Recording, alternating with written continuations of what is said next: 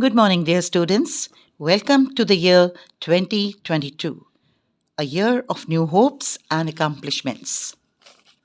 Today we will be revising poem No Men Are Foreign by James Kirkup. And here's the introduction to the poem. The title, No Men Are Foreign, means that no men belong to another country. The poet wants to say that all men are same, all men are equal. He wants to promote the concept of universal brotherhood. In this poem, the poet wants to tell us that everyone in this world is same. All people, all men are same. They eat, live, die the same way. Everyone gets the bounties of nature like sunshine, land, etc. in equal measure. We can also say that it is a peace poem. No men are foreign, stanza 1. Remember, no men are strange, no country is foreign. Beneath all uniforms, a single body breathes. Like ours, the land our brothers walk upon is earth like this, in which we all shall lie. Beneath means under, and strange means unknown. In the very first line, the poet says that no men are strange and no country is foreign. So, he is attempting to remove the borders from the earth which have been erected to separate different countries. Then only no country will be foreign.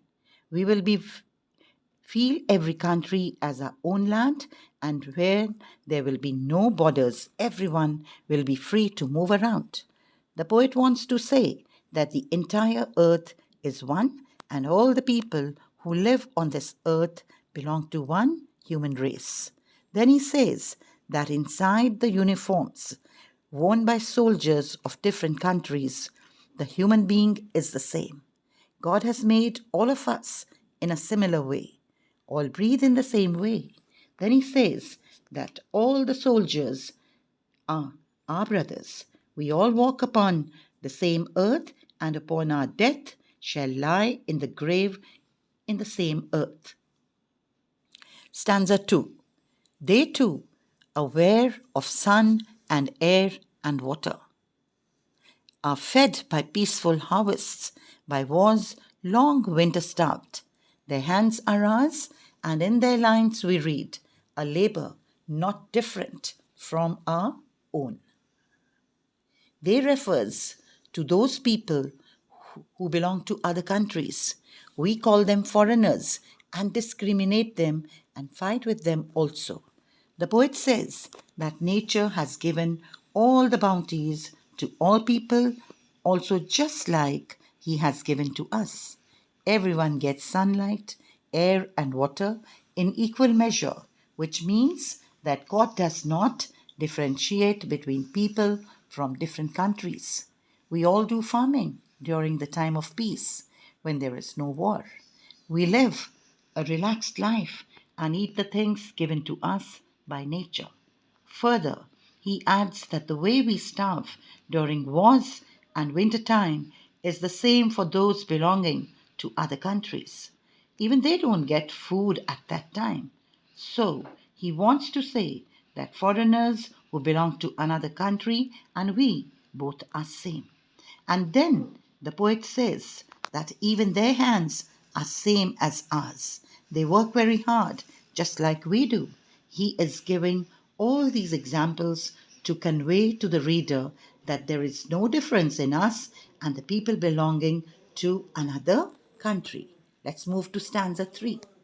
Remember, they have eyes like ours that wake or sleep, and strength that can be won by love.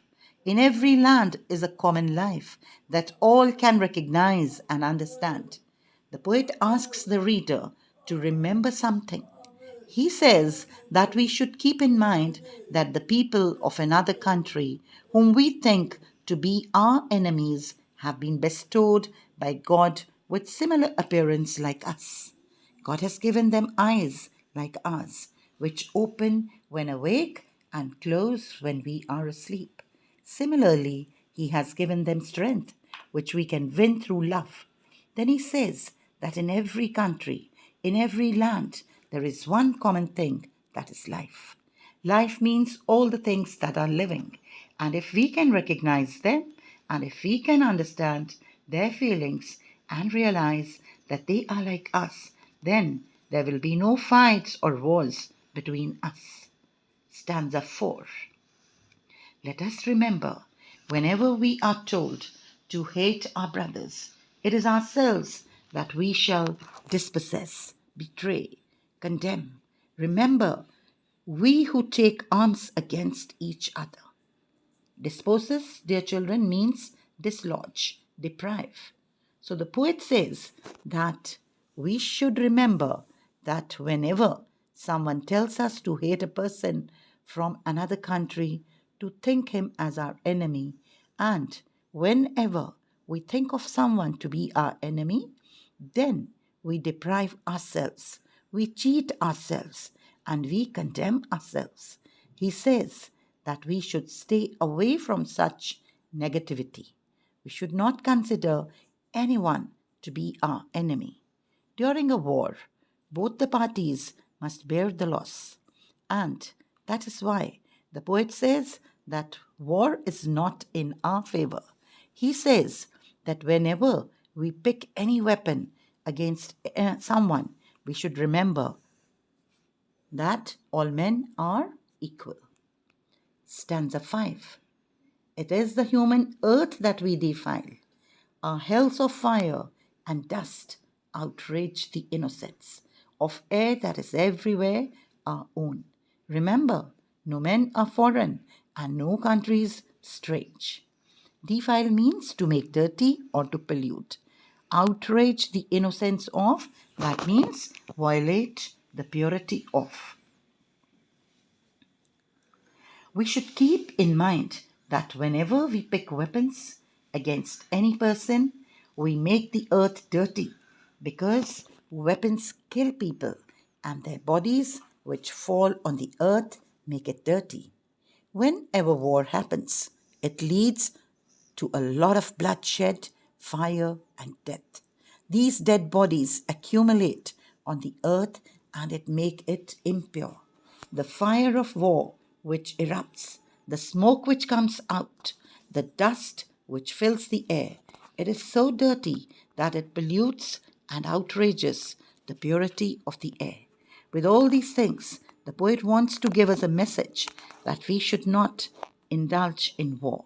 Finally, he ends the poem by writing the first line in reverse and saying that remember, no men are foreign and no countries strange. Thank you, my dear children, and have a wonderful day ahead.